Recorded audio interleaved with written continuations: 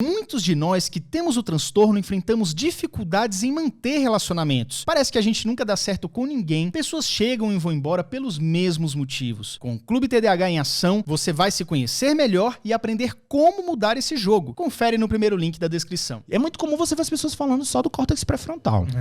Mas, por exemplo, você trouxe uma questão falando sobre eu tinha um comportamento um pouco desajeitado de jogar futebol e não sabia executar o movimento motor da melhor forma. A gente já tem literatura muito bem consolidada demonstrando que o cérebro de uma pessoa com TDAH tem circuitos funcionais que estão trabalhando de forma desregulada.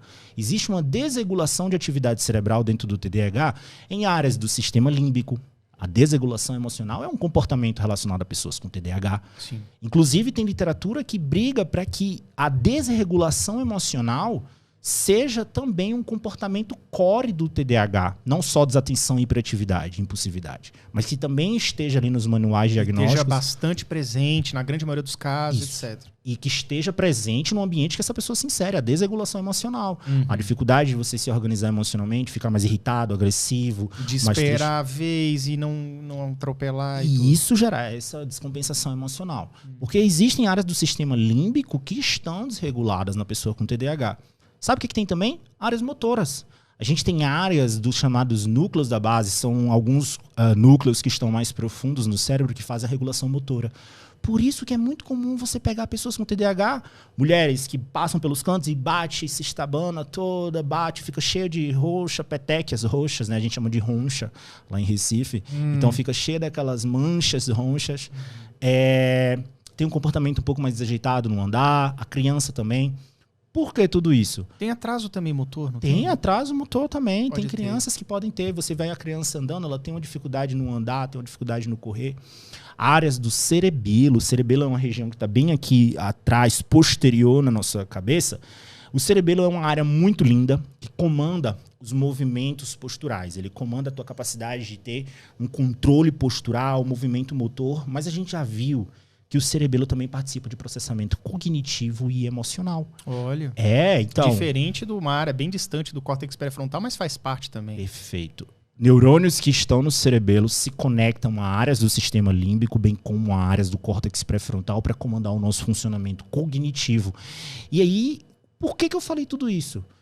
Genes que vão influenciar para o funcionamento dos neurônios. Existe um gene que é o que codifica o receptor da dopamina. Ele é um receptor que recebe a dopamina na fenda sináptica. Esse gene se chama o gene DRD4 e DRD5. Esse é um gene fator de risco para o TDAH. Sim. Sabe onde esse gene é expresso? Córtex pré-frontal, cerebelo, áreas do sistema motor, áreas do sistema límbico, bem como áreas do processamento auditivo, bem como áreas do processamento sensorial. Olha. Então você tem expressão desses genes em várias áreas do cérebro. Ou seja, esse gene que pode causar os prejuízos do TDAH também podem estar influenciando a questão até motora, sensorial. Motora, sensorial, aprendizagem, cognitivo. Ou seja, fica muito evidente que um somatório de funções, de características podem ajudar até a fechar o laudo e identifica muito bem as pessoas com TDAH. Exatamente. Então, no TDAH, a gente tem circuitos funcionais de áreas de funcionamento do cérebro que estão com sua atividade desregulada. Então, por exemplo, a gente fala, você vê muito divulgador falando assim, é uma redução dopaminérgica. O gene DRD4, na verdade, ele codifica um receptor. Não que você não possa ter uma produção reduzida da dopamina, mas, hora ou outra, se o receptor não está presente no neurônio chamado pós-sináptico, naquele neurônio que ele vai se conectar, como que a dopamina vai se ligar? Se ela não tem um receptor. Ela precisa do receptor para poder se ligar e ter a sua função fisiológica. Ela precisa ser produzida e precisa ser recebida. Exato. Então, se você tem uma desregulação na produção ou na recepção, você tem uma falha no sistema dopaminérgico. Perfeito. Você simplesmente agora resumiu o funcionamento fisiológico de atividade cerebral de uma pessoa com TDAH. Então, tem que tomar muito cuidado quando a gente fala somente do córtex pré-frontal. Somente do córtex pré-frontal. Beleza. Ele é uma região muito importante para o teu comportamento no dia a dia. Sim. Ele é uma região muito importante para a regulação de todo comportamento que você vai executar. Você precisa de função executiva a todo momento.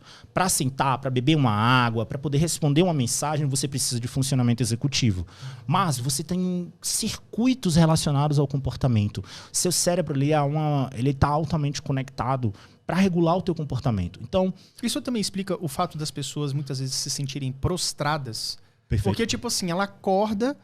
Quantas pessoas já falaram isso pra mim? Ou seja no direct, ou seja no comentário dos vídeos. Yuri, eu não aguento mais. Porque eu passei o fim de semana pra estudar, já tá chegando domingo à noite e eu nem abri o livro. E a pessoa se culpa, se chicoteia, se sente... Perfeito. O cérebro ele está completamente conectado. Então, a partir do momento que uma pessoa ela tem uma dificuldade relacionada à procrastinação, uma dificuldade relacionada à capacidade dela de se autorregular, ela vai ter conexões em circuitos emocionais. Então, poxa, eu procrastinei o estudo de uma atividade, certo? Quando chega lá no outro dia e você fala, puxa, por que eu fiz isso?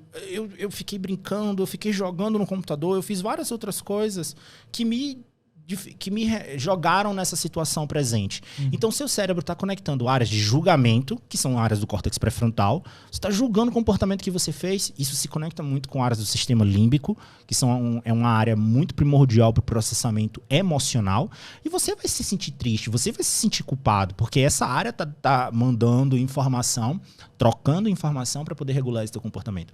Então, isso é muito comum em acontecer. Por isso que a gente fala que a desregulação emocional ela é um comportamento que está muito presente nas pessoas com TDAH também, né?